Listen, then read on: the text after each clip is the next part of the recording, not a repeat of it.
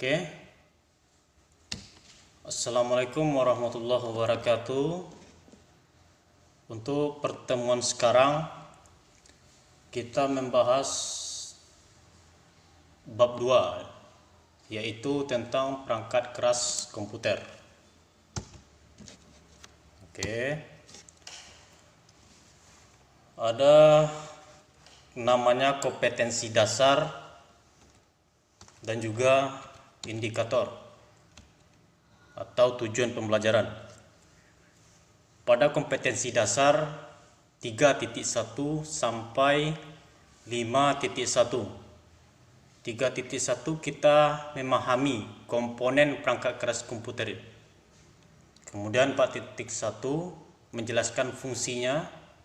Kemudian 5.1 mengenal karakteristik dasar komponen perangkat keras komputer. Dan untuk indikator atau tujuan pembelajaran, siswa dan siswi itu harus mampu mengetahui apa itu pengertian di berbagai komponen perangkat keras komputer itu. Kemudian mampu mengidentifikasi, menjelaskan dan mengenal karakteristik komponen perangkat keras komputer. Itu sedikit tentang penjelasan KD dan indikator. Oke, kita lanjut.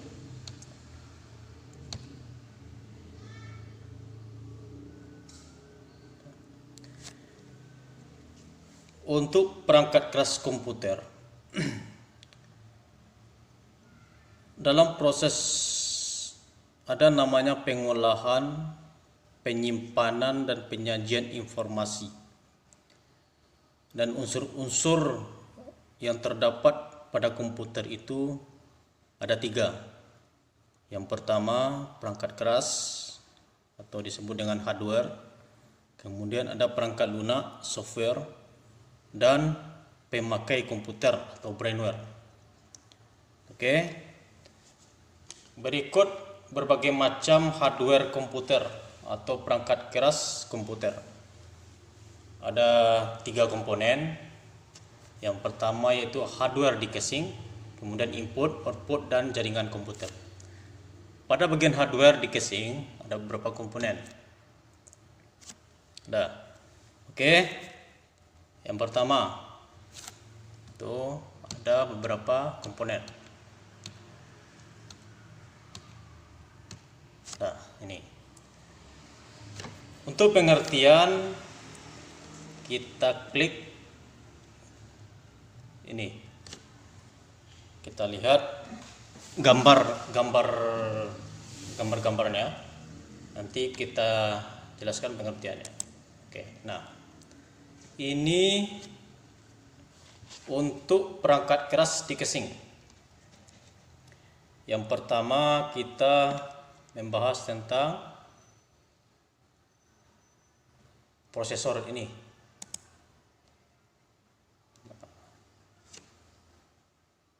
Oke. Nah, CPU atau singkatan dari Central Processor Unit atau prosesor ini merupakan berupa chip sekeping silikon yang berukuran kecil, persegi, yang mengandung puluhan ribu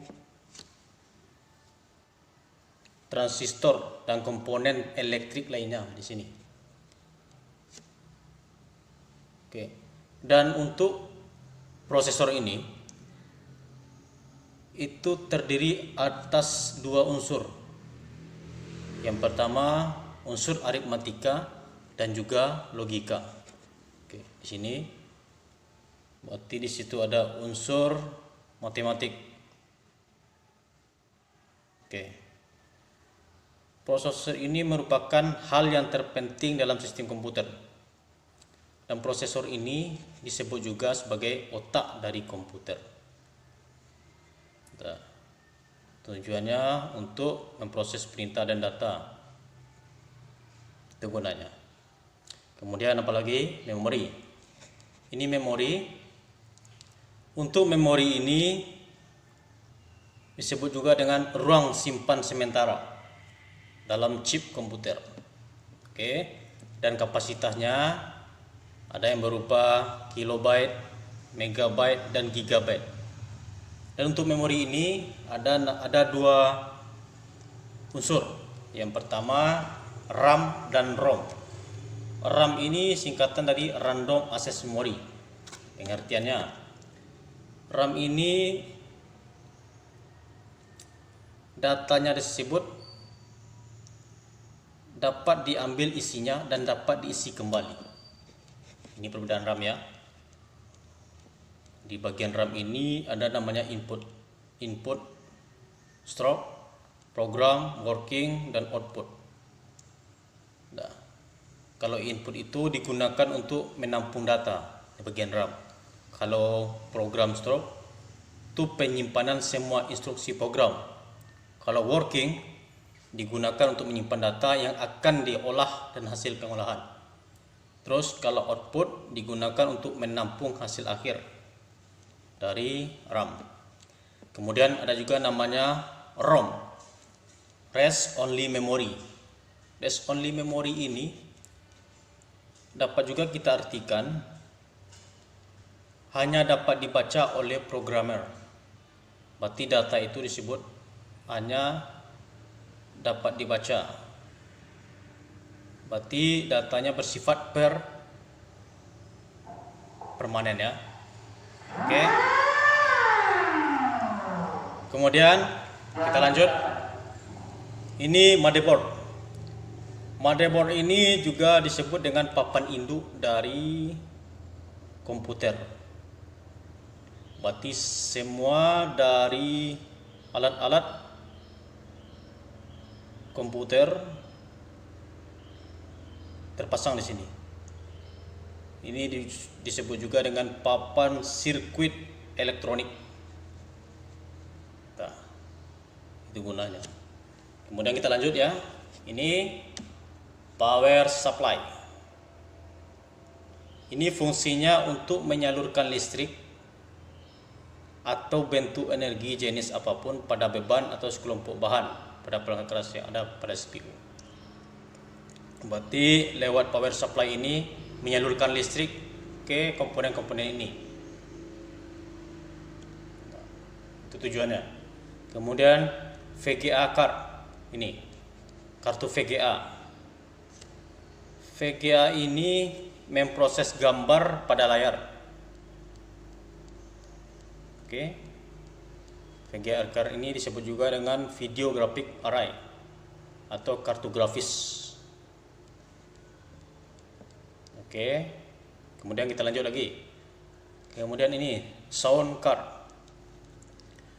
Sound card ini ada beberapa tipe atau bagian. Ada 3. Ada namanya sound card internal, external, dan board. Oke. Sound card ini untuk suara di PC ataupun komputer. Kemudian apa lagi? Kita lanjut. Hard disk atau media penyimpanan ya. Kalau hard disk ini merupakan media penyimpanan yang sudah ada di CPU, yang sudah terpasang langsung di CPU. Nah, untuk kapasitas hard disk ini ada yang 250 GB, kemudian 500 GB, kemudian ada juga 1000 GB sama dengan 1 tera ya, sampai 4000 GB, itu 4 terabyte. Kemudian kita lanjut, apalagi media penyimpanan yang ada.